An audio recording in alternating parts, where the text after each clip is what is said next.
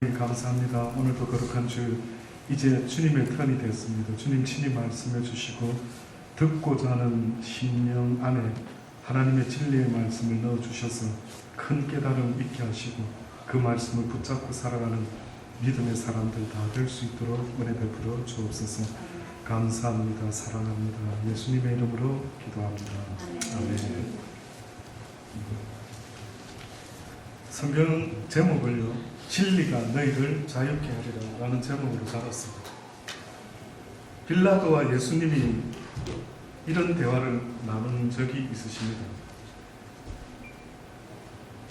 관정에, 성경에 보니까 요한복음 18장에 보니까 관정에 빌라도가 아마 그 관청에 본인이 아마 있는 곳에 예수를 불러서 면담을 하는 시간이 있었습니다. 뭔가 주고받는 대화가 있었는데 빌라도가 예수를 불러와서 소문으로만 듣던 예수님을요, 이제 직접 만나서 물어봅니다. 내가 유대인의 왕이냐?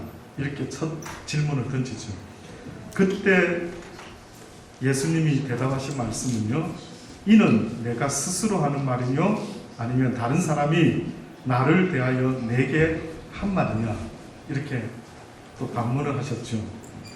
그랬더니만 빌라도가 또 이야기합니다.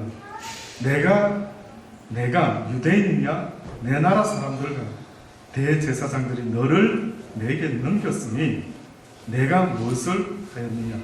그러니까 어떻게 보면은 네가 유대인의 왕이냐? 이런 것은 빌라도 스스로가 그렇게 느껴서 질문한 게 아니고 유대인들이, 네 백성들이 너를 갖다가 그렇게 부르기도 하고 또 그래서 그들이 너를 고소해서 지금 내가 너에게 지금 물어보는 것 아니냐.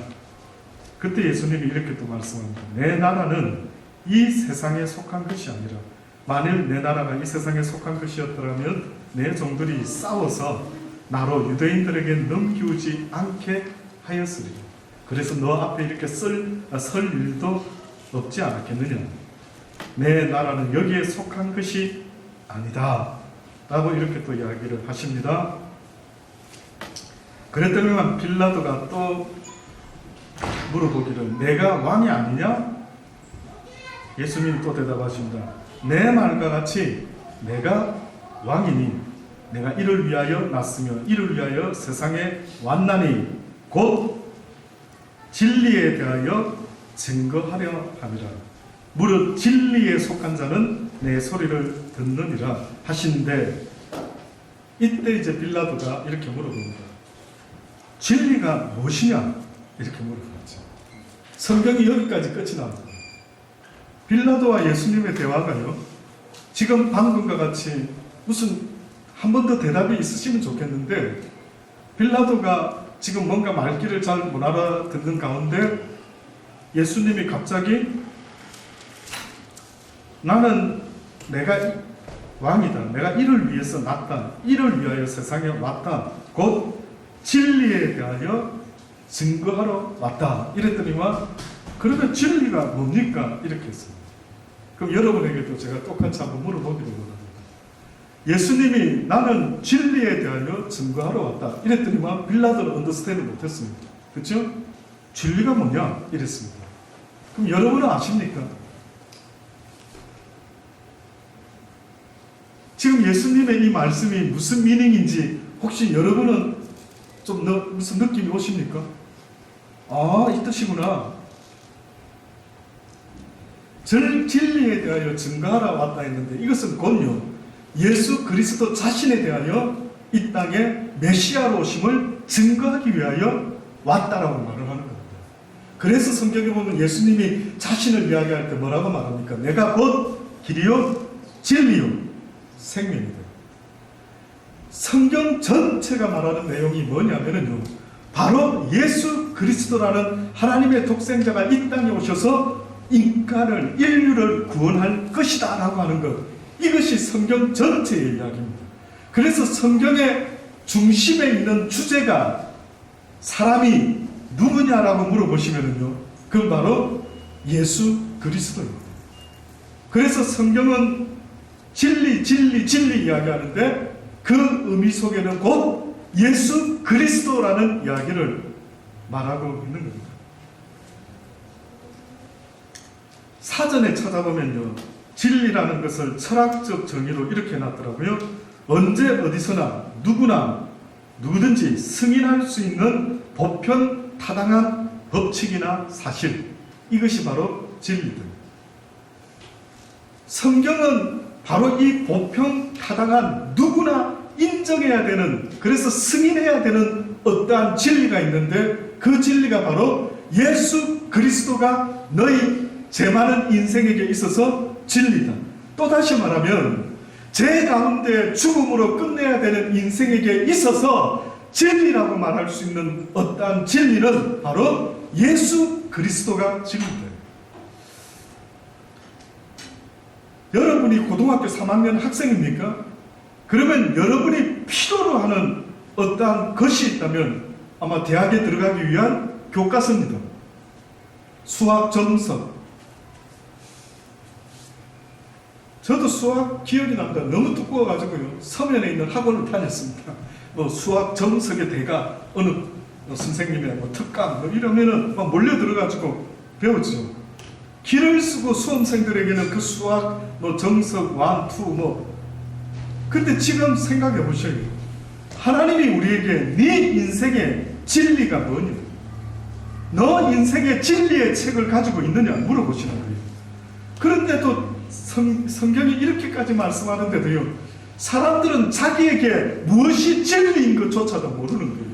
예수 그리스도가 내 인생의 진리가 아니라는 뜻은요, 내 인생에 해결해야 되는 삶의 목적이 죽음의 문제가, 죄의 문제가 아니다라는 말과 똑같은 겁니다. 아닙니까? 어떤 사람은 예수님이 필요하다라고 하죠. 근데 어떤 사람은 예수님 없이도 그냥 하루하루 살아갑니다. 굳이 진리 대신 예수 그리스도를 더 알려고 애를 쓰지도 않아도 먹을 것 입을 것 있으면 그냥 살아가는 것이에요. 그런데 하나님의 사람들은, 다시 말해서 죽음이라는 문제를 늘 염두에 두고 나는 구원받아야 될 존재라는 것을 인정한 사람에게 있어서 진리가 필요한데, 그 진리가 바로 예수 그리스도라고 성경 전체가 이야기를 하고 있는 것입니다.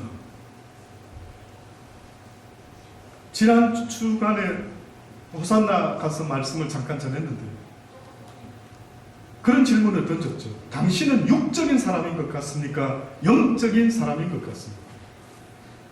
육적인 사람이라는 것은요, 어떤 면에서 가장 대표적인 모습은요, 배고프면 참지 못한다. 그러면 어떻게 보면 죄송한데 저도 잘 못 참는 경향이 있습니다만, 육적인 사람.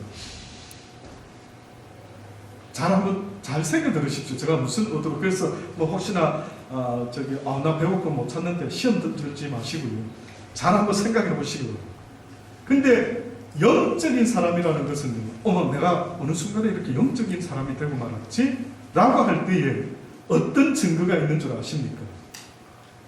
어느 순간이 바로 성경을 듣기 시작하고 알기 시작할 때부터겠죠. 그때부터 영적인 사람으로 변화가 일어나기 시작하는데, 어떤 변화가 기본으로 시작되느냐 하면은, 첫째는 회개로 시작되지만은요, 점점점 이제는 하나님의 말씀을 갈급해 하기 시작합니다. 그런데 여러분이 성경에 대해서요, 금년 시작하면서부터 성경을 읽자라고 얼마나 이야기했습니까? 신기한 것은 육신의 밥을 한 끼라도 건너뛰면은 막 배고파서 먹고 싶어서 막 찾고 하는데도 불구하고요, 얼마나 영적이지 못한 내 모습을 보면은요, 성경의 말씀, 하나님의 말씀, 이걸 데일리 푸스로 생각하지 않는 겁니다. 주기도문의 이야기는 날마다 일용할 양식을 주옵시고 라는 것은 내 영혼이 하루도 건너뛰면 안 되는 하나님의 말씀을 날마다 주시옵소서라 라고 하는 고백인 것입니다. 육신의 떡도 필요하지만 뭐라고 말씀합니까? 사람이 떡으로만 사는 것이 아니라 여호와의 입에서 나오는 모든 말씀으로 살아야 된다라고 그렇게 말해요.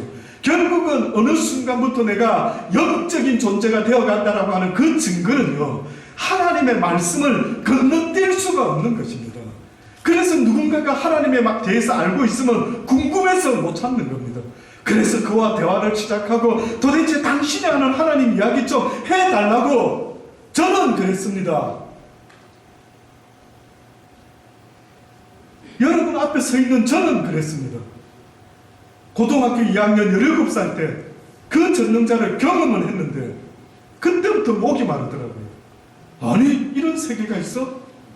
아니 이 세상에는 하늘이 있고 땅이 있고 물속이 있는데 이런 세상 말고 영의 세상이 있단 말이야? 누가 좀 가르쳐달라. 누가 하나님의 세상에 대해서 좀 가르쳐달라고. 그래서 무슨 영적 경험한 사람, 뭐 어떤 감정 있는 사람 하나도 빠지지 않고 길을 쓰고 쫓아다녔습니다. 알고 싶더라고요. 지금도 저는 복음을 전하는 자라는 표현을 잘 안 씁니다. 저는 이 순간에는 하나님께 단지 쓰임받는 영광만 가지면 되지 내가 복음을 전할 스승의 자격은 없다라고 생각하죠. 그래서 오직 우리를 가르칠 수 있는 유일한 분은 예수 그리스도, 그분만이 우리의 스승이 되고 그 성령께서 오늘도 이 부족한 종의 입술을 통하여 여러분에게 말씀을 내야만이 우리가 들을 수 있고 전할 수 있지 저 스스로 할 수 있는 일은 아무것도 없는 겁니다. 그래서 저는요 복음을 전하고 저는 듣지도 않고 배우지도 않고 사모하지도 않는 자가 아니라 실제 저의 모습은 날마다 하나님의 양식을 사모하죠. 성경을 읽어도 이게 무슨 뜻입니까? 아버지 배고파요. 먹고 싶어요. 그전에는 신학 공부한다고 막 성경을 읽었죠. 그 다음에 졸업하고 나서 설교할 거라고 막 읽어드렸습니다. 그런데 그렇게 하지 말아시는 거예요. 네 영혼을 위해서 성경 공부하고 네 영혼을 위해서 성경을 읽어야 돼요.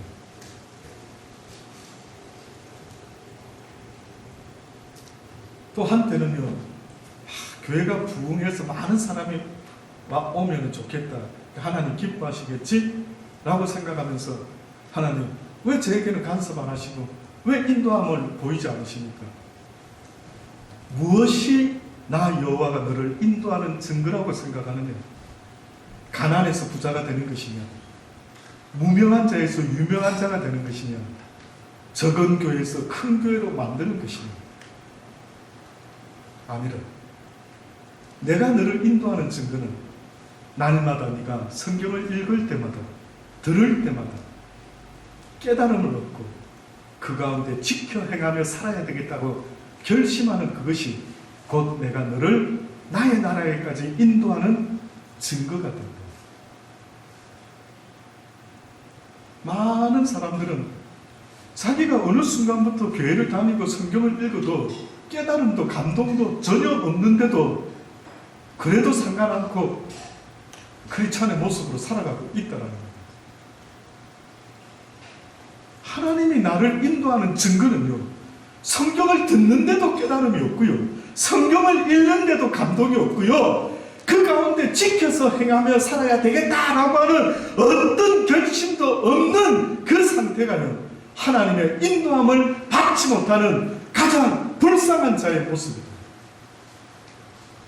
그래서 성경에 보니 어떤 자가 하실 수만 있거든 내 자녀의 아픔을 고통을 낫게 하여 주옵소서 할 수만 있거든이 무슨 말이냐? 믿는 자에게는 능치 못함이 없는 일은 주여 내가 믿기를 원하나이다 나에게 믿음 없음을 불쌍히 여겨 주옵소서.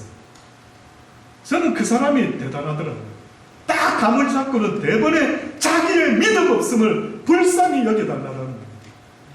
저는 여러분의 마음속에요, 어느 순간에 내가 교회를 다니는데 왜 내 마음을 주관하고 지배하는 것이 하나님의 말씀이 아니고 늘 데일리 음식을, 영적인 생명의 양식을 먹고 배부른 자의 모습이 아니라 늘 영적으로 배고픈 자의 모습을 해가지고는 늘 싸납고 늘 불평불만하고 늘 사람을 미워하고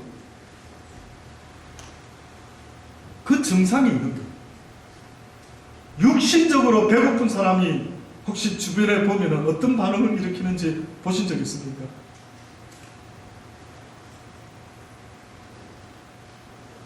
혹시 남편 여러분, 저녁에 왔는데 아내가 저녁 준비를 안 해놨어요.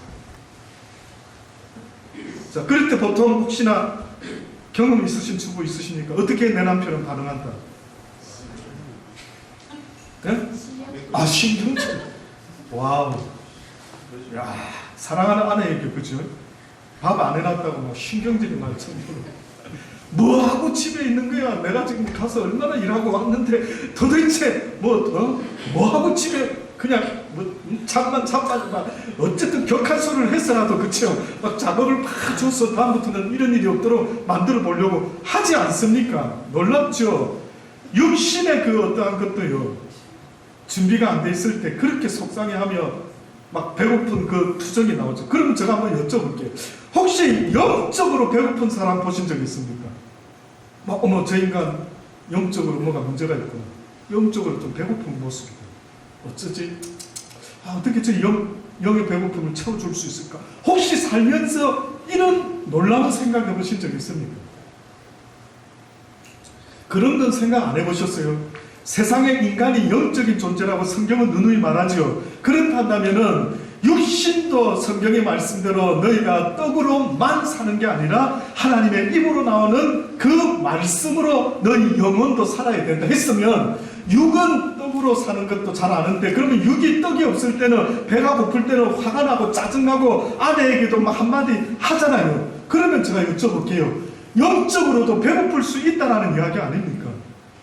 아닙니까?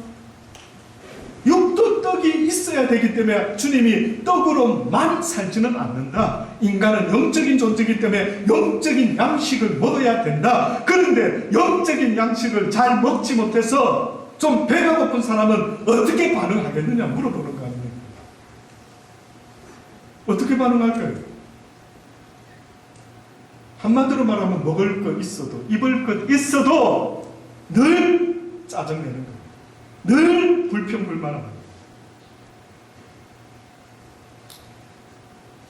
인정하셔야 될 겁니다. 그래서 여러분이요, 영적으로 왜 요즘 공허하지? 요즘 왜 이렇게 외롭지? 그냥 나도 한번 춤이나 배워볼까? 뭐 이러는 분들이 있지 않습니까?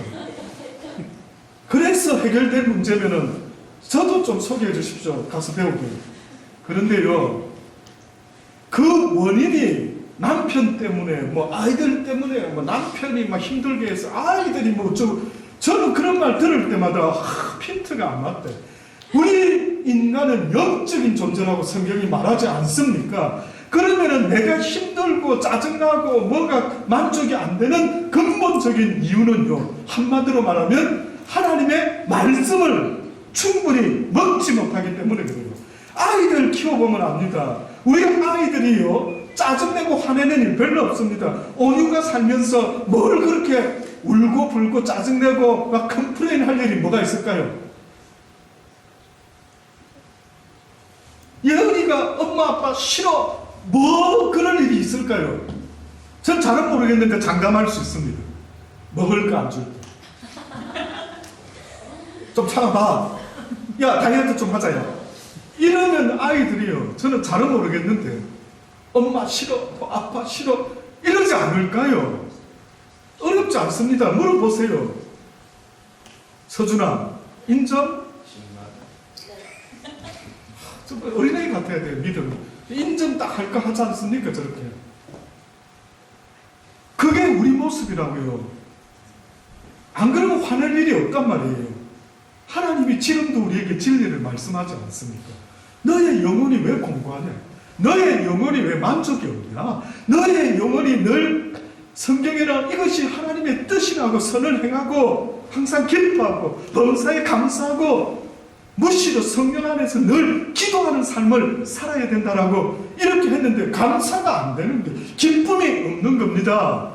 그렇다면은 근본적인 문제가 뭘까? 제가 봤을 때는 여호와에 대한 이 말씀이, 진리가 나를 아직도 만족시켜주지 못하고, 진리가 아직도 나로 하여금 사단의 종이 되어 그 쇠사슬에 묶여서 죽음의 열매를 맺게 하려고 시기, 질투, 미움, 다툼 이런 것들로 나를 날마다 이끌어가니까요. 예수를 믿노라 하지만 전혀 내 삶의 모습은 다른 것입니다. 구약의 많은 이들이요, 이 하나님의 진리의 말씀을 얼마나 사모하는지 모릅니다. 특히 시편의 내용에 보면 가장 구약 성경에서 진리를 사모하는 이야기가 많습니다. 그중 대표적인 게 시편 25편 5절에 보면 주의 진리로 나를 지도하시고 교훈하소서, 주는 내 구원의 하나님이시니 내가 종일 주를 바랍니다. 그가 이게 배고픈 겁니다. 이 시편 기자는 육적인 어떤 게 배고픈 게 아니고 영적인 배고픔이 있어서 이걸 채워줄 수 있는 진리의 하나님이 나에게 제발 좀 말씀하여 주옵소서, 나를 지도하여 주소서, 나를 교훈하여 주옵소서. 잠언서 3장 1절에 내 아들아 나의 법을 잊어버리지 말고 내 마음에 나의 명령을 지키라. 그리하면 그것이 너로 장수하여 많은 해를 누리게 하며 평강을 더하게 하리라. 인자와 진리를 내게서 떠나지 않게 하고 그것을 내 목에 매어 내 마음판에 새기라. 명령입니다. 그리하면 내가 하나님과 사람 앞에서 은총과 기준이 여김을 받으리라.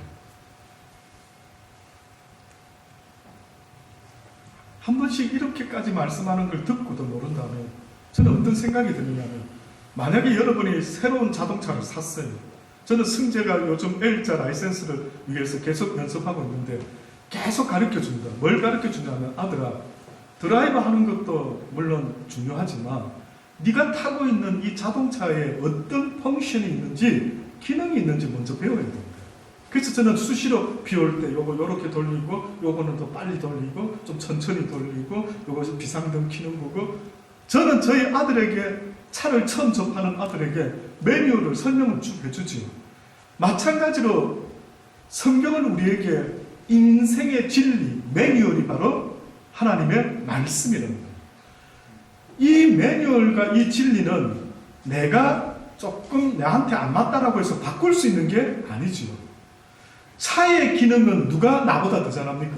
만든 사람이 더 잘 알고 그가 써놓은 대로 따라줘야 되는 거지. 나는 스타일이 이거 내 스타일 아닌데, 이렇게 만약에, 그래서 차를 운전할 때 자기 스타일로 만약에 하지 말라고, 방크러치 많이 쓰지 말라. 옛날에 한국에서 배울 때 방크러치를 너무 쓰면 기아가 마모된다. 나는 방크러치를 넣어서 그런 습관 고치라고 하는 사람 많아 있었더라고요.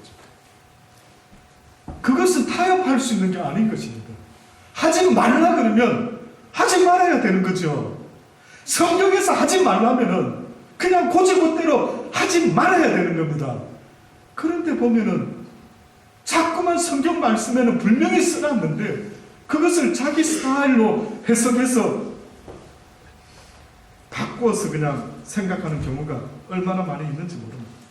그러나 구약의 하나님 사람들은 아버지 제발 몰라서 그런 거니 좀 가르쳐달라고 진리를 얼마나 사모하는지 모릅니다. 대표적인 또 하나는 예레미야 5장 1절로 보면은 너희는 예루살렘 거리를 빨리 왕래하며 그 넓은 거리에서 이런 사람들이 있는지 찾아봐라. 너희가 만일 공의를 행하며 진리를 구하는 자를 한 사람이라도 찾으면 내가 이 성을 사하리라. 진리를 구하는 자가 없다라는 거예요. 여러분 혹시 이런 이야기 들어보셨습니까? 지금부터 한 100여 년 전에요, 미국의 시인이 고대 우화를, 스토리 있는 이야기를 시로 표현을 한 적이 있습니다. 근데 그 시 내용이, 시작이 이렇습니다. 배우기를 아주 좋아하는 힌두스탄의 6 남자가 코끼리를 보러 떠났네. 하지만 이들은 모두 장님이었네. 이들은 각자 체험을 통해 만족할 수 있을 것이라 생각했네. 이 시로 이렇게 했지만 이제 스토리가, 우아의 스토리가 이렇습니다. 이 6 힌두스탄 남자가요, 드디어 코끼리를 이제 경험하기 위해서 각자가 코끼리를 만져보기 시작합니다. 그 중에 어떤 한 사람은 코끼리 다리를 만져보고는 이렇게 생각합니다. 아, 나무처럼 둥글고 거친 것이 바로 코끼리구나. 그래서 사람들을 만날 때마다 내가 코끼리를 경험했는데 코끼리는 이런 것 같습니다. 또 다른 사람이요, 상아를 만져보고 아, 코끼리는 창처럼 생겼구나 이렇게 생각하고요, 계속해서 만나는 사람들에게 코끼리는 창과 아주 흡사하다 말을 합니다. 또 3번째 사람이요, 코끼리 꼬리를 잡아봤는데 꼬리가 밧줄 같은 느낌을 받습니다. 그래서 그는 코끼리 이야기할 때마다 코끼리는 밧줄과 같은 것이다 이야기합니다. 또 4번째 사람이요, 코끼리의 코를 만져봤습니다. 그러더니만 사람들에게 말합니다. 코끼리는 뱀과 굉장히 유사하다 라고 이렇게 이야기를 합니다. 그렇게 자기들이 진리라고, 진실이라고, 이게 다라고 그렇게 생각해가지고 그 누구의 다른 이야기는 듣지 않고 경험한 내 것, 그것만이 진리라고 아마 믿어 의심치 않고 평생을 코끼리는 그렇게 생겼다라고 하면서 살다가 죽었던 거예요. 마지막 시로 쓴 그들의 모습의 결론, 그래서 이들 힌두스탄 사람들은 오랫동안 목청 높여 다투었다네 각자 자신의 이견을 한치의 양보도 없이 강력히 주장했다네. 이들 각자는 부분적으로는 옳았지만 모두 틀렸는데도 말이네. 이렇게 시가 그려졌어요. 제가 왜 이 이야기를 드리느냐 하면 성경에서 진리를 말해라라고 할 때에 그 진리란 내가 경험한 진리가 다가 아닙니다. 그래서 내가 경험하지 못했지만 주님의 입에서 나오는 모든 말씀은 곧 진리입니다. 또다시 말하면 내가 납득할 수 없는 부분도 진리일 수 있다. 그런데 우리는 인간의 이 육신의 죄의 속성 가운데 내가 경험한 게 다라는 거예요.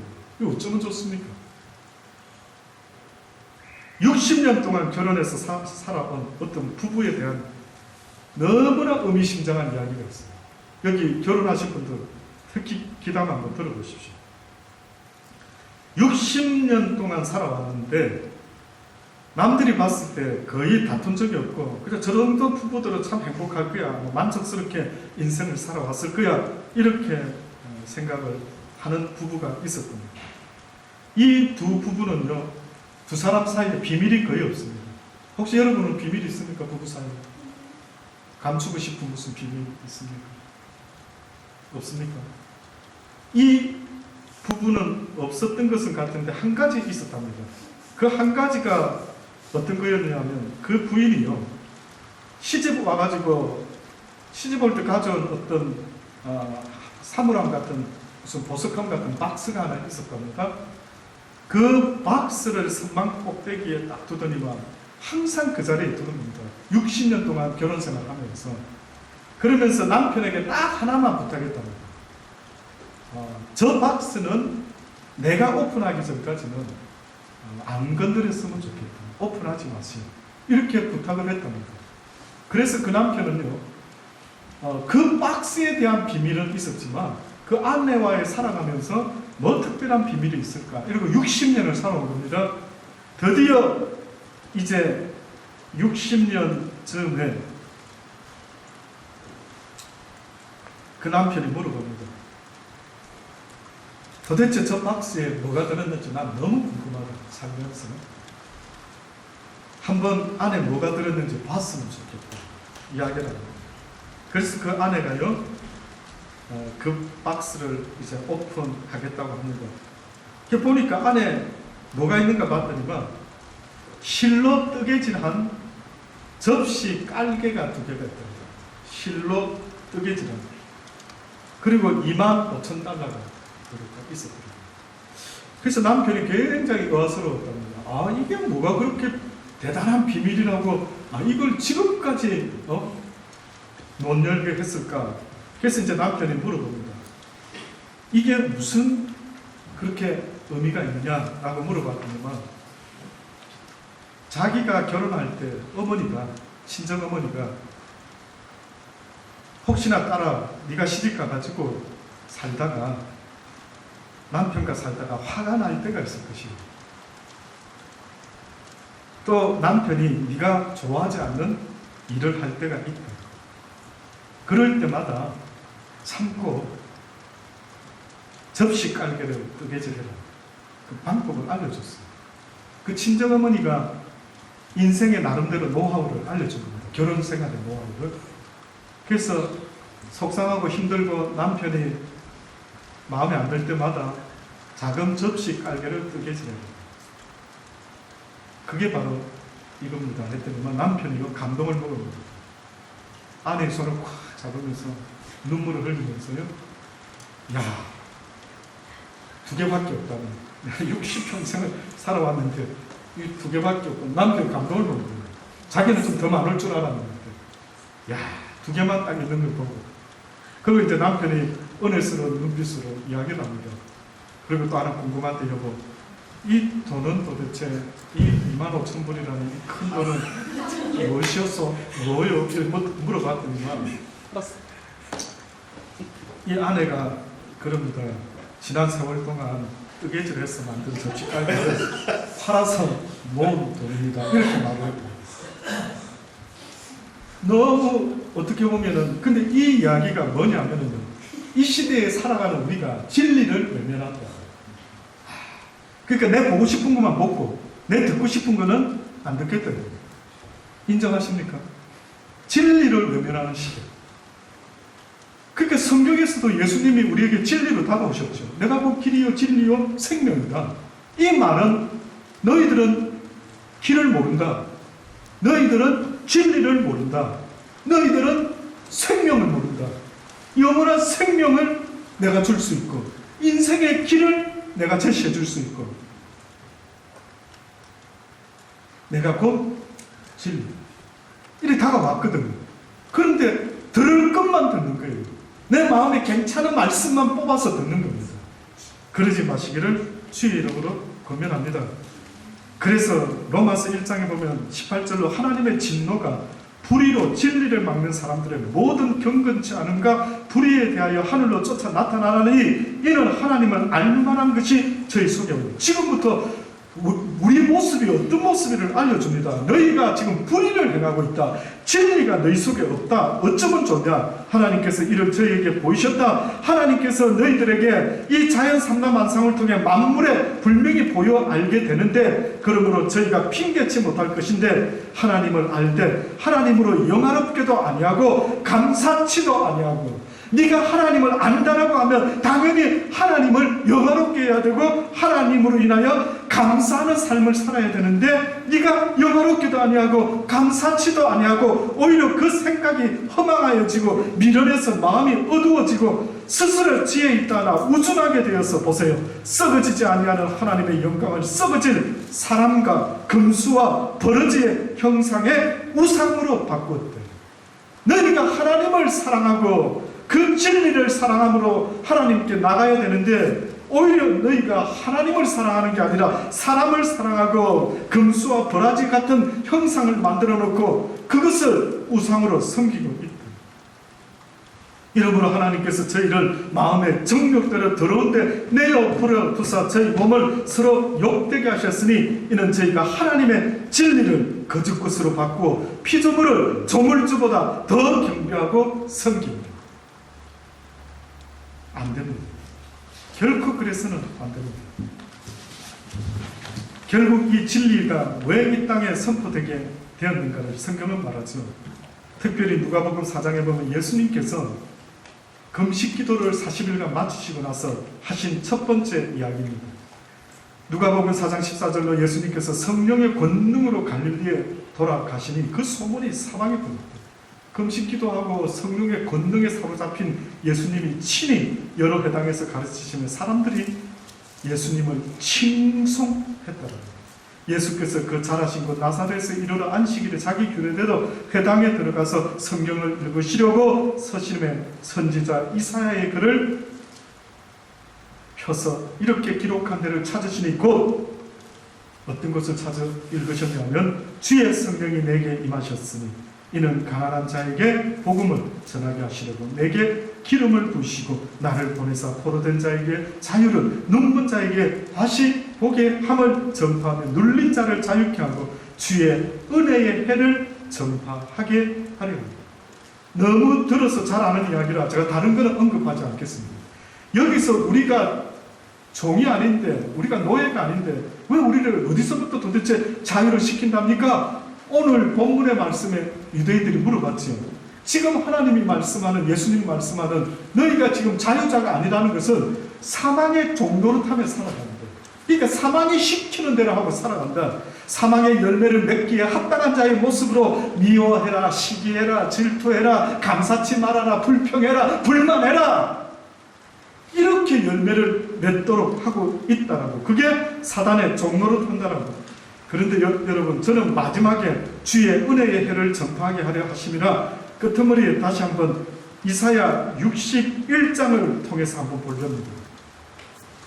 이사야 61장에 있는 말을 예수님이 찾아서 읽었거든요.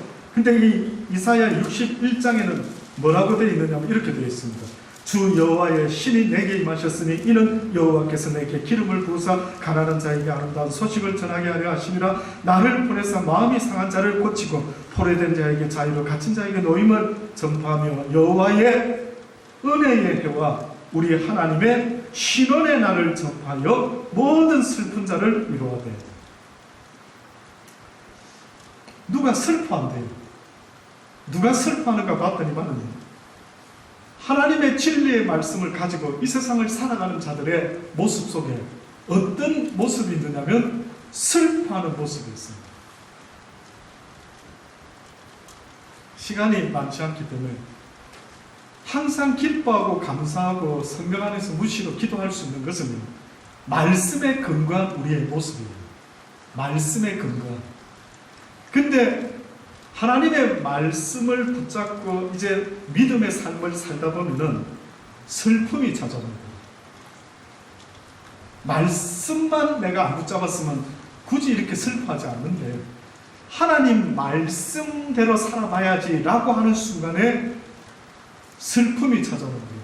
그게 뭐냐면은 이 땅은 하나님의 세상이 아니기 때문에 하나님의 말씀을 붙잡고 사는 자에게 누군가가 핍박을 하기 시작한다는 거예요.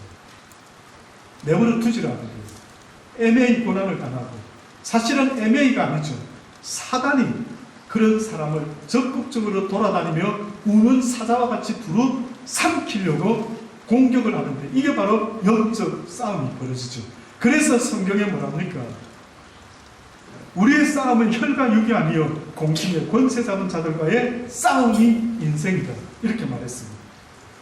그래서 이 싸움이 이 땅에서 하나님의 성령의 도움으로 승리는 하되 끝나는 승리가 아니라 날마다 승리의 연속의 삶을 살아가거든요. 쉼이 없어요.